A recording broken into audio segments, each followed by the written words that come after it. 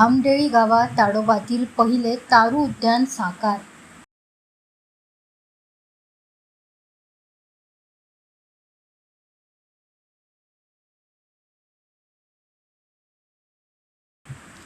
ताडोबा अंधारी व्याघ्र प्रकल्प परिसरातील भामडेळी गावात पहिले तारू उद्यान साकारण्यात आले असून मानव वन्यजीव संघर्ष कमी करण्याच्या दृष्टीने हा महत्त्वपूर्ण उपक्रम मानला जात आहे.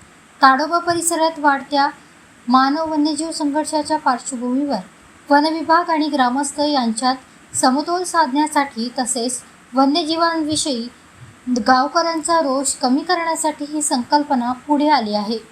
क्षेत्र संचालक डॉक्टर प्रभुनाथ शुक्ला यांच्या संकल्पनेतून तारू उद्यान उभारण्यात आले आहे. या उद्यानात लहान मुलांसाठी खेळणी, खेळण्यासाठी हिरवळ लॉन, फिरण्यासाठी रस्ते तसेच ज्येष्ठ नागरिकांसाठी बैठक व्यवस्था करण्यात आली आहे.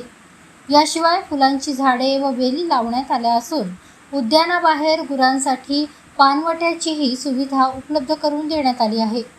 ताडोबाच्या बफर झोनमध्ये वन्य प्राण्यांचा वावर वाढल्याने अशा उपक्रमांची गरज भासू लागली आहे.